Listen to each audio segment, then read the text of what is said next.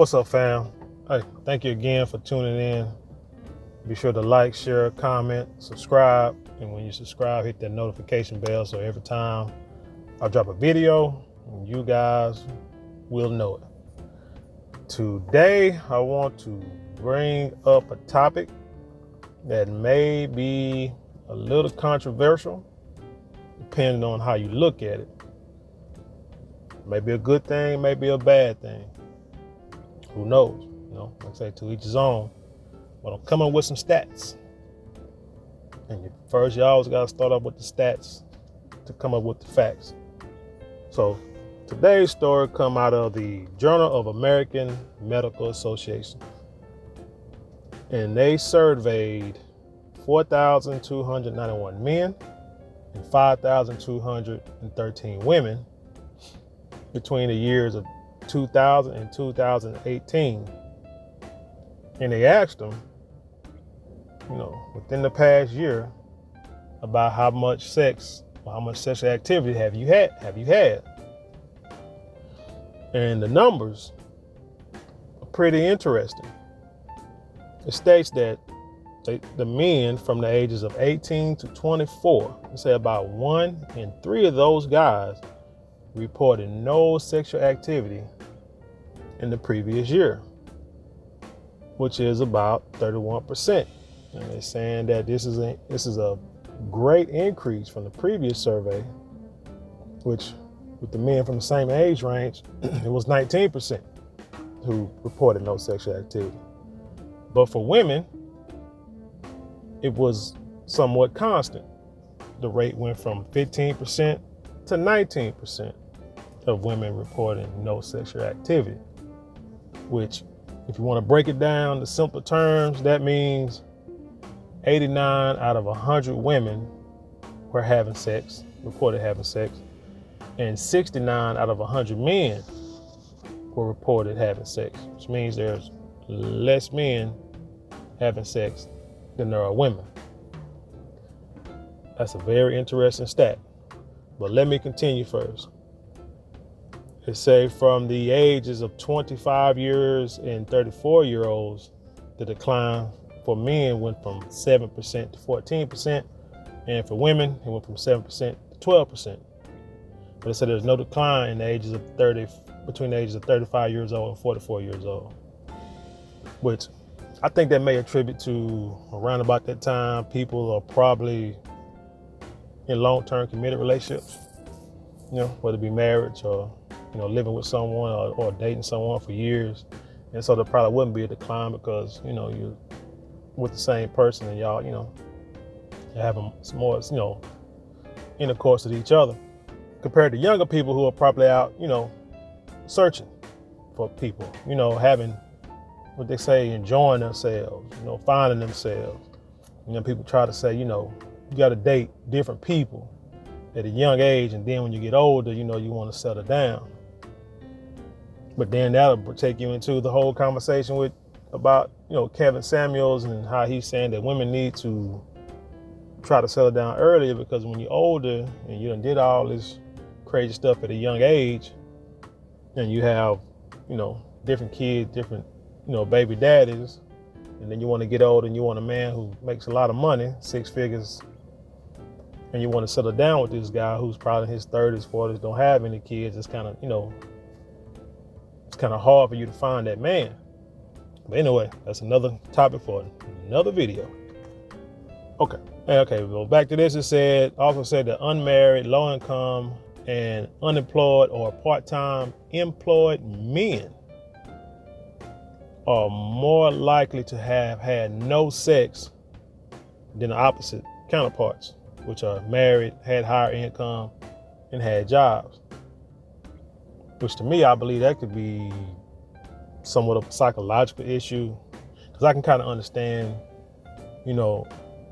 trying to find a job or trying to find gainful employment to where you can actually take care of yourself and your family. That can stress you out. It can stress you to the point to where you don't feel like doing anything. You may not feel like,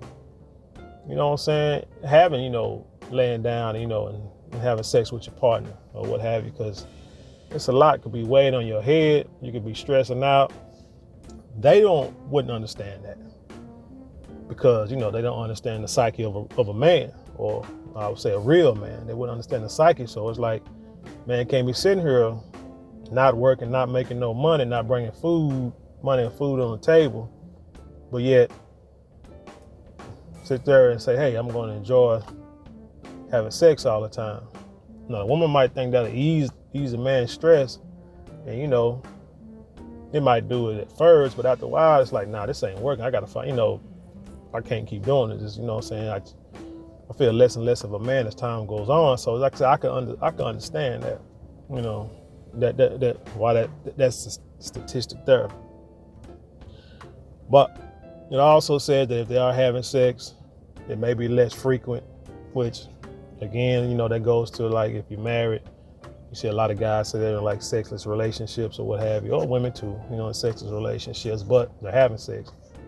Just not, as time goes on, may not be as frequent as it was when they, you know, first got together, first got married or whatever. What they say that thrill, you know what I'm saying? The thrill is gone, or what the song was saying, or, you know, the spark might be, you know, dwindling a little bit. That's why they say you got to do things to try to keep that spark alive, do different things, go outside of yourself, your comfort zone, you know.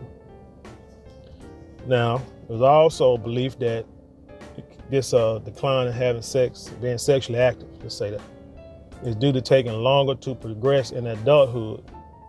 They're saying that these younger generations are, you know, taking longer to do the things that we may have done growing up, like get a job or move out the house, things like that. I know a lot of people, you know, my age and older, you know, will tell you, man, shoot, high school, majority of us, a lot of us is out the house. We moved out, got an apartment, but you could, you know, at the time back then, you could afford to do that for the most part. You could afford to move out, go get you a job, get you an apartment, somewhat decent apartment, even low income apartment, regardless.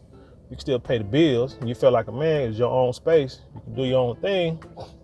You can have all the women you want. You know, you can go out there and kick it, you know, and enjoy it. But now, with minimum wage still pretty much been the same for years, but inflation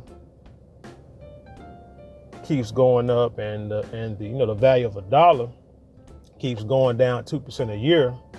You know, it's harder to find that job to where you can take care of yourself. And these apartment rates, man, these rent prices are sky high now. I mean, sure, you get one bedroom apartment like out here in Texas now, maybe like $1,200.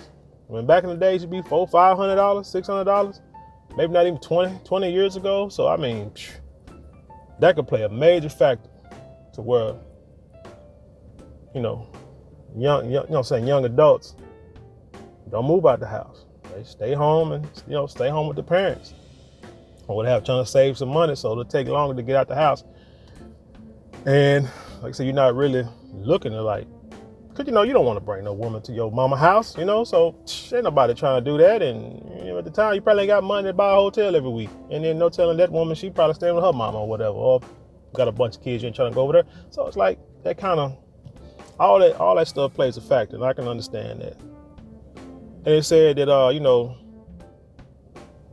these youngsters also, like I said, you know, less likely to take risky behavior. And I want to attribute that to, well, say it like this. I think that is where,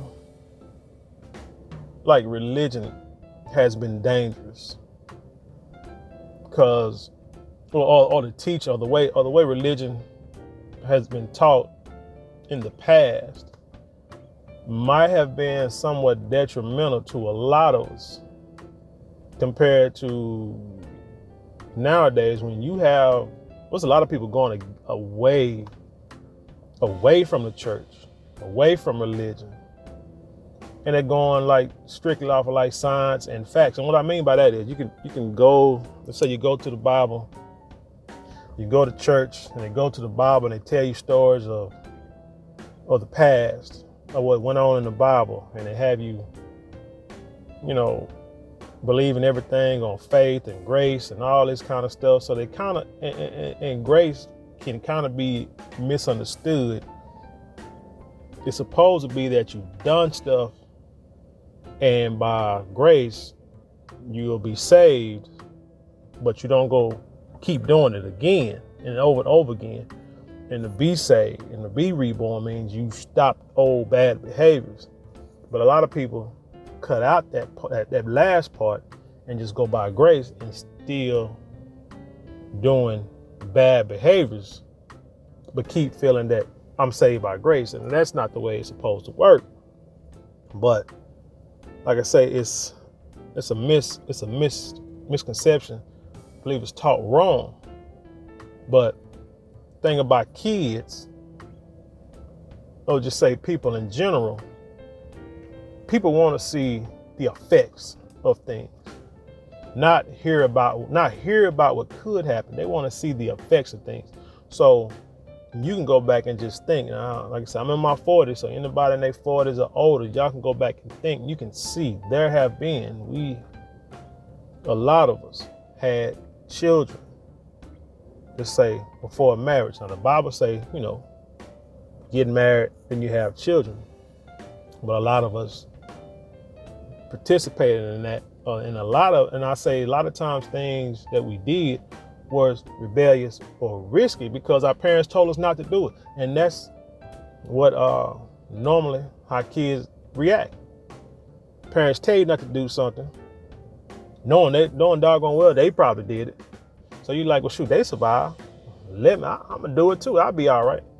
But then you mess around and try some drugs at a young age and it jacks your mind up. Try some alcohol at a young age, it jacks your mind up, jacks your body up. Have sex at a young age, you catch diseases, or you have kids at a young age. And again, like back in the day, although it wasn't right, it was a little, I would say, financially a little easier, more financial. You're more financially able to take care of a child. Not saying you could, but compared to today, it's like I said, the money thing's like different. But we would do things to go against our parents because, like I say, that's what kids do. But it also is because there were no facts really put into our face. You had a show called Scared Straight, but that was on TV.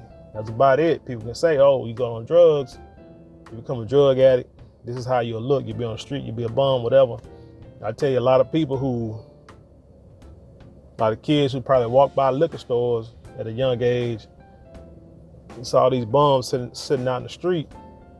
A lot of them kids don't drink now. If you look, a lot of us, they don't drink, don't do alcohol, don't do drugs, because we actually can see what the effects of doing these things are. But you got people who don't see it, and then you got other folks that act like it's cool to do it, and so somebody have tried, and then that's how, saying you get hooked. But now you can actually see the stats. You can actually see the effects because you have friends of yours that you grew up with, and you see how they turn out, and you can show your kids that, or you can see it for yourself and be like, no, you got more of a broader internet. You can see it on the internet, like for real. You can see it on TV. You can see it in the news. There's more news channels and so there's more avenues for information to be put out there. So you can go on your TV, you can go on your cable, you can watch YouTube, and all these news channels have websites, and you can go pretty much anywhere and find news stories about consequences that people have, dealt with due to previous behaviors, previous choices. And so I think that is playing a bigger part right now than anything that we were taught, sitting in the church pew. Because not saying, don't get me wrong, the Bible is like the foundation of life. It tells you exactly how to live But like with anything else, I can tell you how to do it, but until you get out there and see it for yourself and live it for yourself, you know, you're not gonna be really concerned about it.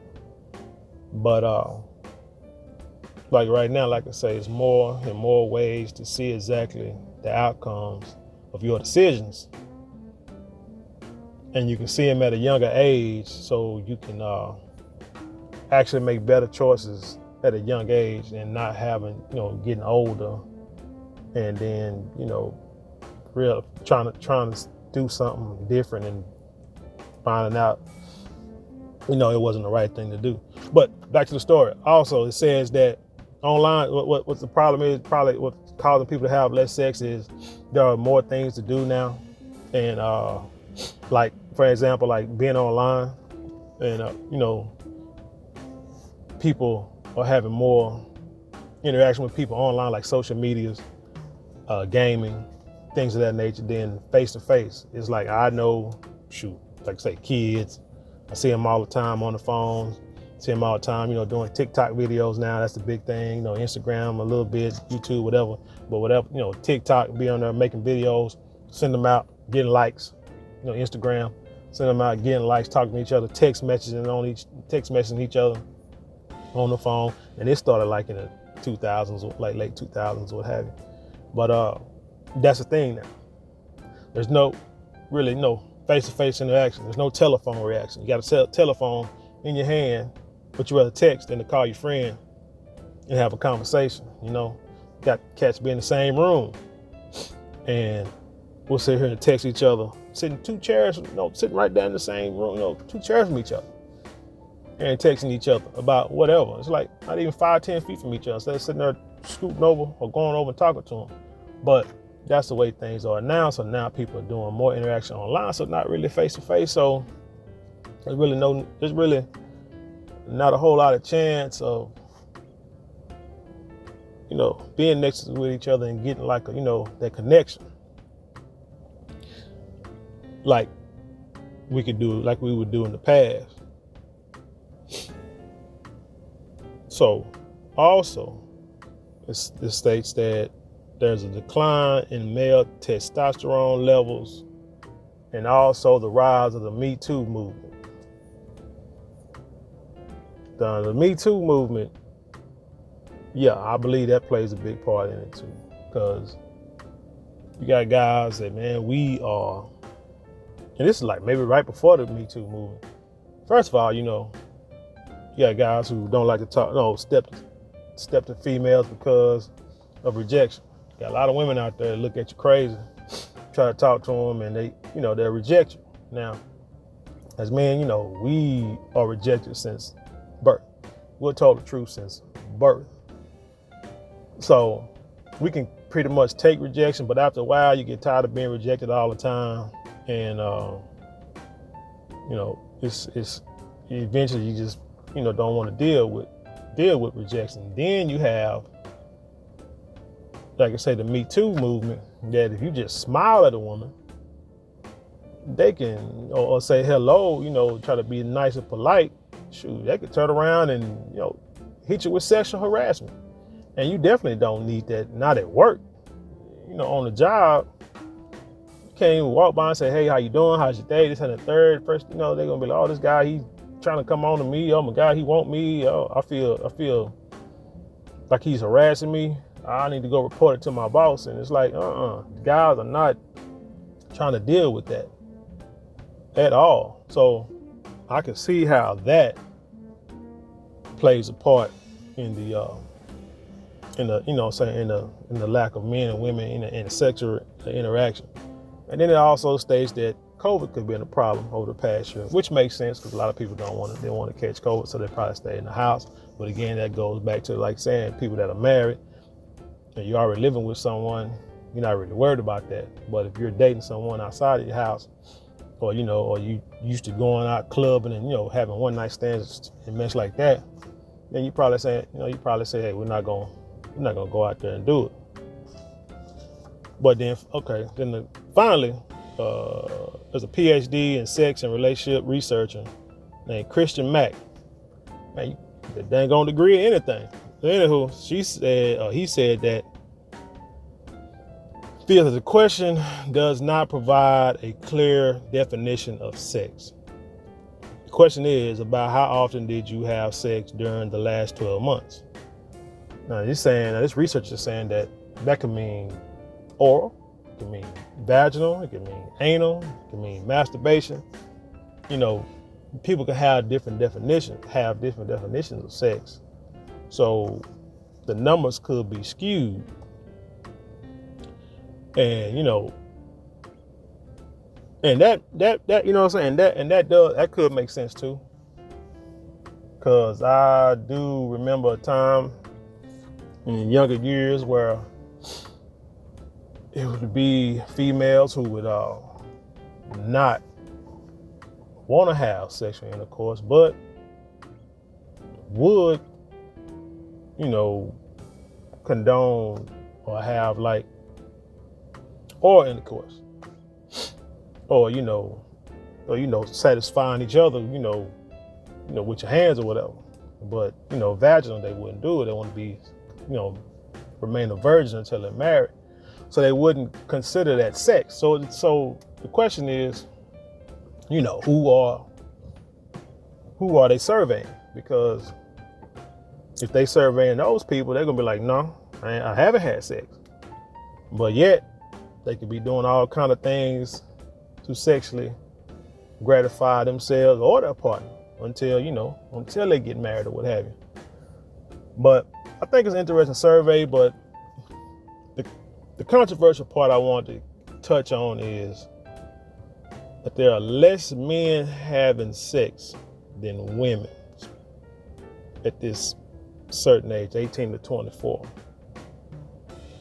So the statement I want to make is, women, it's a possibility that you are sharing dudes whether you know it or not. Because if it's saying only 69 out of 100 men are having sex, but let's say 70 out of 100 men, let's say it like that, are having sex, but 90 or 80 out of 100 men or women, what's it, 89, 90, or if it's say 90 out of 100 women are having sex, like I say, there's that's a 30, what is it, like a 30, let's say 89, 90, 97, that's 20 people. There's 20 people, a gap difference in people are having sex on each side. So that means that this one dude, that somebody somewhere are having sex with more than one woman, or more than one woman. So the question is, are you cool with that? Or are you fine with that? How does that make you feel? That it's possible that your man is telling you that he's not sleeping with someone else, but yet he probably is. And then that goes to the whole, it goes to the whole monogamy, men having multiple women, and people trying to say that men are naturally dispositioned to have more than one woman. Which may be true, but the question is, how do women feel about that? So my statement to women is, no matter what, make sure that dude's strapped up. You know what I'm saying? Make sure no contraceptives are being used, because you don't know who he's out here sleeping with besides yourself. And men too. Men, you gotta, like I said, if it's less men, that means, it's women out there. It's still possible there's women out there sleeping with different men or what have you. So let's not make it one-sided. Everybody needs to make sure they're protecting themselves no matter what. But that's all I want to say about that is, regardless of what the surveys say, what the stats are, everybody be careful, everybody be smart. Like I say, there's a lot more information that's readily available for you to make smart choices. So make the smart choices. My thing is always, hey, don't have babies until you're married. First get married, then live with each other. First, what you do is grow and learn yourself. Then you get with somebody so y'all can learn each other. And then after y'all have learned each other for a while, then you have babies. Anything else, man, you're putting yourself behind the 8 ball. It's hard. It's hard out here, and it's only getting harder. Nobody's out there to help you when you make these decisions. So it's always best to make the right decision. But anyway, let me get out of here. Don't forget to like, share, comment, subscribe, hit that notification bell. Also, go to the description box. If you got a YouTube channel, you know what I'm saying, hit that TubeBuddy link. It'll help your YouTube channel grow. Go to my website. You can buy merchandise as a way you can help support the channel. And if you have any ideas, questions, comments, concerns, if you got any suggestions of any stores I could do, hit me on the email. It's all in the description box below. And until next time, peace.